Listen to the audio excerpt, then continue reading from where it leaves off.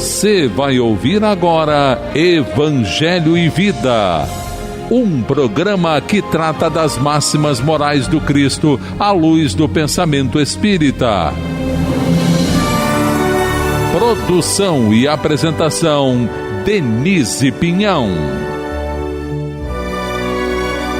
Olá, querido amigo, ouvinte da Rádio Rio de Janeiro, nossa emissora da Fraternidade. Bom dia para todos que nos acompanham. É sempre motivo de alegria estarmos novamente aqui em sintonia com essa emissora tão amiga para mais um programa Evangelho e Vida dessa semana. Meu nome é Denise Pinhão e hoje vamos refletir um pouquinho o capítulo 19 do Evangelho segundo o Espiritismo, que tem como título A Fé Transporta Montanhas. Para aqueles que tiverem a oportunidade de acompanhar com o Evangelho em mãos, o nosso estudo vai compreender os itens de 1 a 5 do capítulo 19, que nos fala sobre o poder da fé. Na introdução do capítulo, temos uma passagem no Evangelho de Mateus, capítulo 17, versículos de 14 a 20, que nos diz assim: Poder da fé. Quando Jesus foi para junto do povo, um homem aproximou-se dele e, pondo-se de joelhos aos seus pés, disse-lhe: Senhor, tem piedade de meu filho que é lunático, que sofre muito, pois muitas vezes cai no fogo e muitas na água. Eu o apresentei aos teus discípulos, mas eles não puderam curá-lo. E Jesus lhe respondeu dizendo: Ó raça incrédula e depravada, até quando estarei convosco?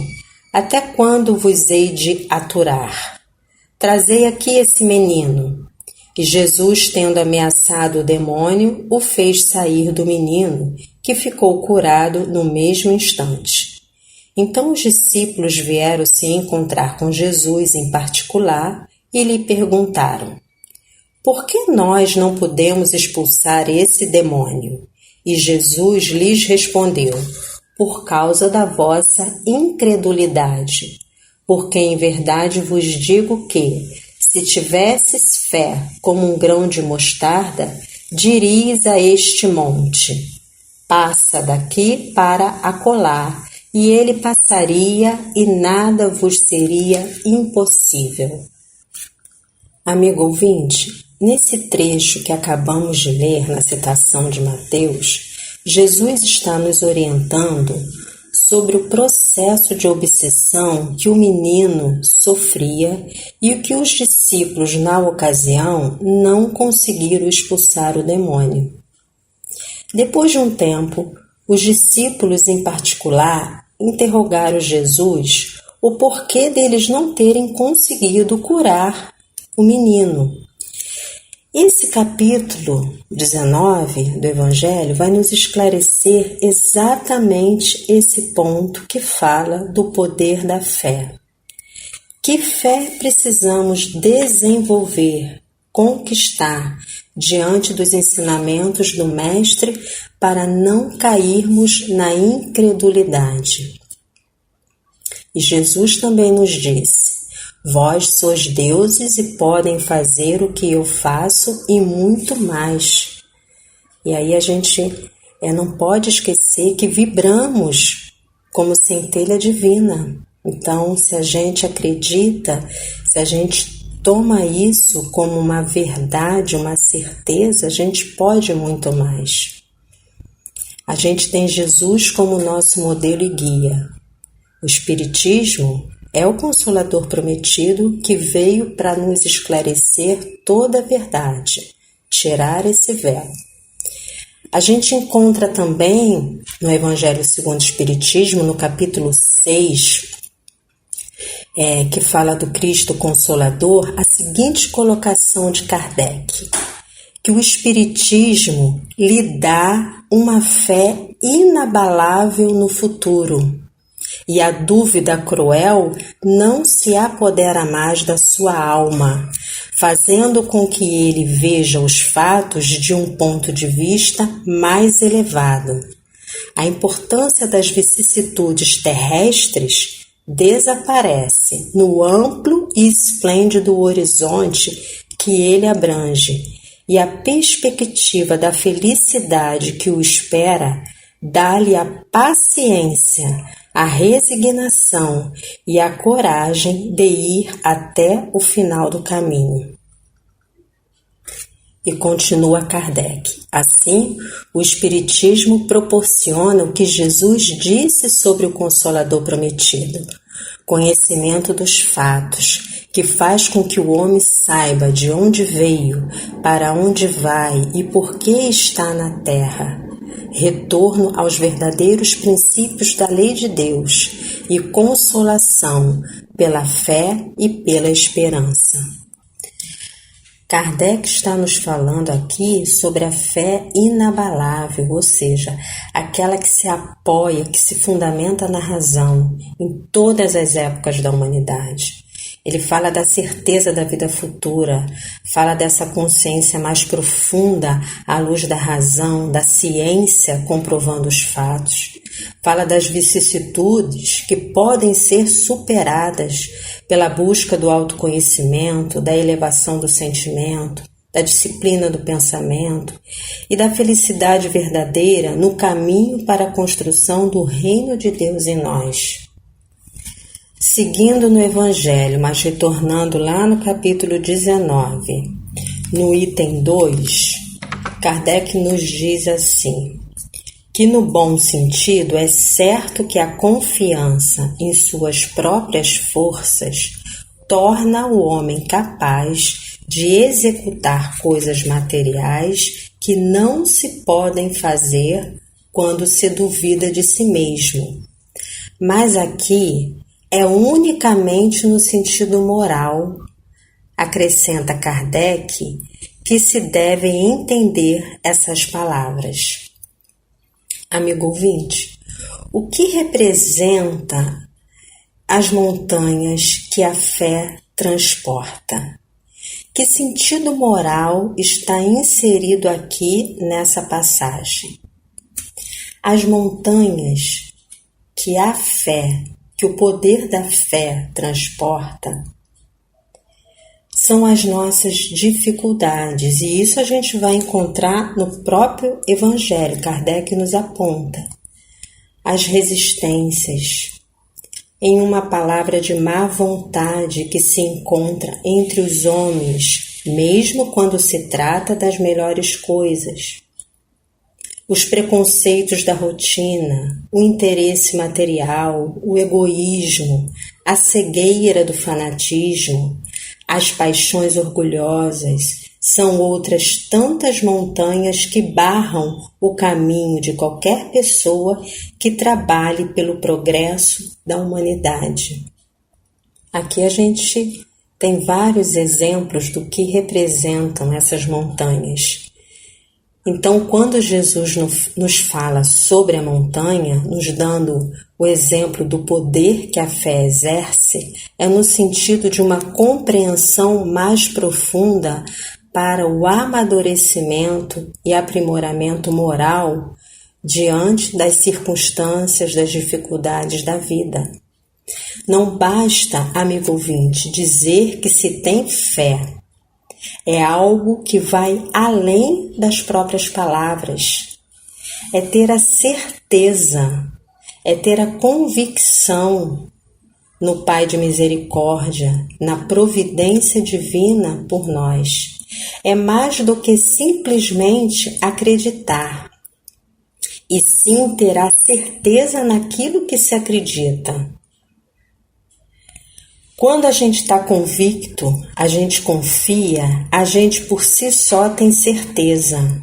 E a ação que o poder da fé promove mobiliza a gente numa atitude para o bem, em prol da gente alcançar o objetivo. Isso tudo são as energias superiores que pela fé a gente pode alcançar. A fé verdadeira, que nos traz a clareza, a lucidez, é aquela capaz de nos mobilizar esforços exatamente na direção daquilo que a gente quer alcançar, daquilo que a gente quer buscar. Aqui a gente pode fazer uma pequena pausa recorrendo no Evangelho aquela passagem que fala da mulher que sofria de grave hemorragia, compreendendo nessa passagem o poder da fé, da energia que a fé é capaz de alcançar. A mulher, quando toca no manto de Jesus, se mobilizou, foi em direção. Ela acreditava que podia ficar curada e, em meio àquela multidão, ela se desloca e toca nas vestes de Jesus. E, nesse momento, os recursos magnéticos se mobilizam em prol da sua cura. O que aconteceu ali? A mulher tinha a certeza, a confiança plena, e ela foi ao encontro do seu objetivo. É sobre essa certeza que esse tema de hoje, o poder da fé, nos chama a atenção. A doutrina espírita nos ajuda a compreender a fé sob a ótica da razão. É a fé raciocinada, como já mencionamos anteriormente, que caminha de acordo com a lógica, com a argumentação, com o questionamento dos fatos. Junto com a razão e com a ciência, o Espiritismo veio nos trazer o entendimento dessa fé raciocinada, através dos estudos de Kardec, que nos diz assim: a fé raciocinada, por se apoiar nos fatos e na lógica, nenhuma obscuridade deixa. A criatura, então, crê porque tem certeza, e ninguém tem certeza senão por compreender. Eis porque não se dobra. Fé inabalável só o é a que pode encarar de frente a razão em todas as épocas da humanidade. Quando a gente compreende a luz da razão, a gente passa a ter certeza e não mais dúvida. E como se adquire essa verdadeira convicção? Amigo ouvinte, como desenvolver essa fé inabalável? Consultando o livro O Céu e o Inferno, no capítulo que fala sobre a fé, Allan Kardec nos esclarece que a verdadeira convicção só se adquire pelo estudo, pela reflexão e por uma observação contínua. Assim, a fé necessita de uma base, e essa base é a perfeita compreensão daquilo em que se deve crer. Para crer, não basta ver, é necessário compreender. Fé inabalável é somente aquela que pode encarar a razão face a face, em todas as épocas da humanidade. Portanto, a fé robusta dá a perseverança, a energia e os recursos com que vençamos os obstáculos nas pequenas e nas grandes coisas. A esperança e a caridade são uma consequência da fé. Quanto ensinamento aqui para todos nós. Ensinamentos de que essa certeza, essa convicção vem pelo estudo, pelo conhecimento, que deve nos fazer refletir. A gente deve seguir sempre observando, atento aos fatos. Conhecimento também de que essa fé se constrói numa base sólida, que é a compreensão naquilo que a gente quer crer. Não basta acreditar, não basta ver, é preciso ir além, é preciso ir na busca dessa compreensão pela razão. Caminho único pelo qual a gente vai ter essa certeza, essa convicção. E nesse contexto, amigo ouvinte, da compreensão profunda que a fé nos exige, né? Para a gente alcançar essa certeza, Kardec, ele faz também uma distinção sobre a fé segura e a fé vacilante. A primeira, a fé segura, ele nos diz que está proporcionada à perseverança, à energia e os recursos que permitem vencer os obstáculos, tanto nas pequenas coisas como nas grandes. Já a fé vacilante, essa traz incerteza, a hesitação de que se aproveitam aqueles que devemos combater. Ela não procura os meios de vencer, porque não acredita que possa vencer. E aqui fica claro, né, para a gente perceber a qualidade da perseverança, não desistindo, não hesitando, não titubeando, porque no fundo eu acredito e confio, e por isso eu devo perseverar, porque o contrário me traz sempre dúvida, incerteza, me leva para o caráter vacilante. E aí, sob o ponto de vista moral, eu não consigo me desenvolver, eu não consigo alcançar aquele objetivo. É onde a gente precisa trabalhar, melhorar, entender mais, compreender mais, para que a gente possa, então, nessa compreensão, avançar, acreditando e alcançando, né, novas buscas, o nosso objetivo, realizando nossas metas. Kardec também nos faz apontamentos das características da fé sincera e verdadeira e da fé duvidosa. Ele nos mostra que a fé sincera, verdadeira, é sempre calma. Olha aí a característica. Ela dá a paciência que sabe esperar, porque tem seu ponto de apoio na inteligência e na compreensão das coisas. Tem a certeza de chegar ao seu objetivo. A fé duvidosa sente sua própria fraqueza. Quando é estimulada pelo interesse, torna-se furiosa e acredita suplantar, dominar, né, com a violência, a força que não tem. Kardec ainda acrescenta: a calma na luta é sempre sinal de força e de confiança. A violência, ao contrário, é uma prova de fraqueza e de dúvida de si mesmo. E, amigo ouvinte, é bem assim que acontece. A gente vê que é dessa forma como Kardec está nos ensinando aqui, né? A calma sempre vai demonstrar mansuetude, atitude pacífica, mesmo diante da luta, das questões, dificuldades.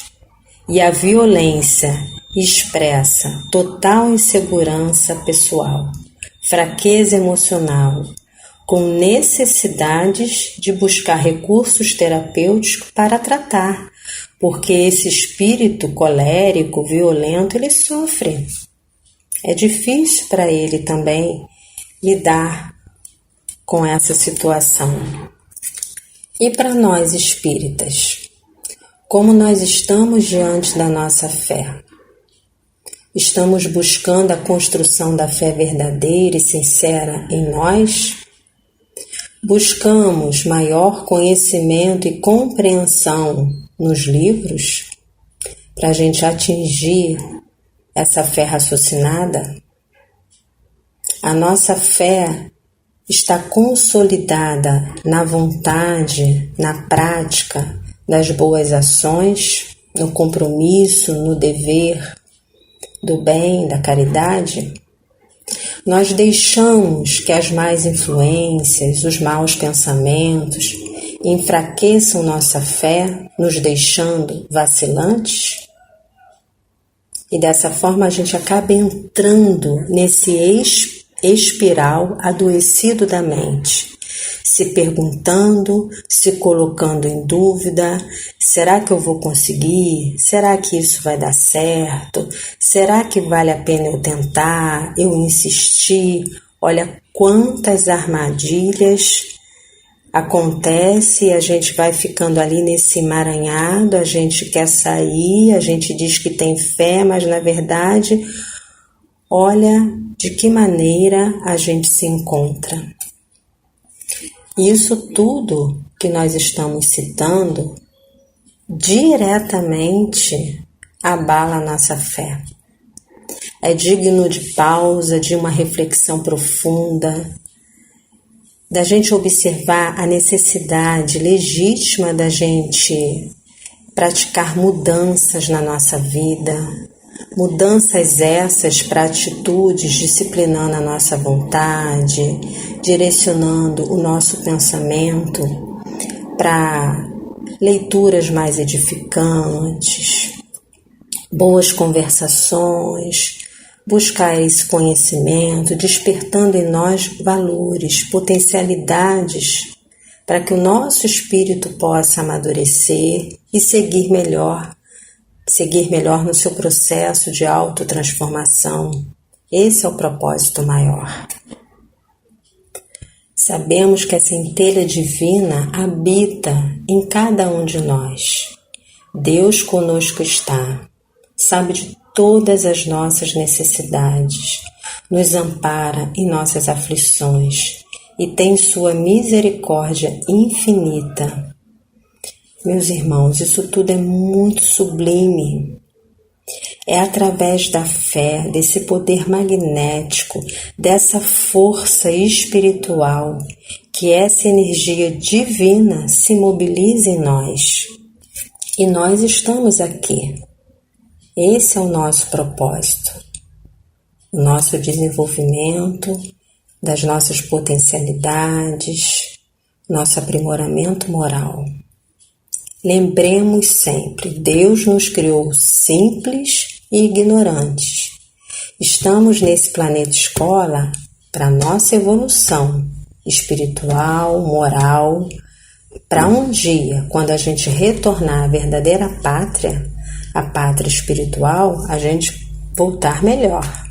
E fechando o nosso estudo de hoje, Kardec refere-se à aplicação direta e especial na ação magnética do poder da fé. Por ela, o homem age sobre o fluido, agente universal, modifica suas qualidades e lhe dá um impulso, por assim dizer, irresistível. E Kardec prossegue: eis o motivo porque aquele que junta uma fé ardente a um grande poder fluídico normal pode, apenas pela força da sua vontade, dirigida para o bem, operar esses estranhos fenômenos de cura e outros que antigamente eram considerados como prodígios e que são simplesmente a consequência de uma lei natural. Tal é o motivo pelo qual Jesus disse a seus apóstolos: se não conseguistes curar, foi porque não tivestes fé. Amigo ouvinte, diante dessas palavras de Jesus, ele nos adverte para a ação. Essa ação que, através do poder, a fé pode alcançar. A ação magnética da fé, quando voltada para o bem, para o amor ao próximo, para a caridade, é essa energia capaz de curar. Quando a gente trabalha esse poder da fé, agimos sobre esse fluido magnético, que é também esse fluido universal. E com isso a gente vai se modificando com influência direta no nosso progresso moral. Por isso que é preciso perseverar, persistir na fé, na comunhão com o Evangelho, na oração com Deus, na meditação, no serviço no bem e, sobretudo, no nosso esforço contínuo para a gente se melhorar propagando esse mundo de regeneração, primeiramente em nós. No livro Vinha de Luz, psicografia de Chico Xavier pelo Espírito Emmanuel, na lição 92, que fala dos objetivos da fé, nós vamos ler um trecho final para vocês, que diz assim: o objetivo da fé constitui realização mais profunda. É a salvação a que se reporta a boa nova por excelência. E como Deus não nos criou para a perdição, salvar, segundo o Evangelho, significa elevar, purificar e sublimar, intensificando-se a iluminação do Espírito para a vida eterna. A fé representa a bússola, a lâmpada acesa a orientar-nos os passos através dos obstáculos. Localizá-la em ângulos inferiores do caminho é um engano de consequências desastrosas, porque, muito longe de ser uma alavanca de impulsão para baixo, é a asa libertadora a conduzir para cima. Querido amigo, agradecemos mais uma vez a atenção e a oportunidade do estudo. Que Jesus nos abençoe. Vibrações de muita paz e saúde. Fraterno abraço. A Rádio Rio de Janeiro apresentou o programa Evangelho e Vida.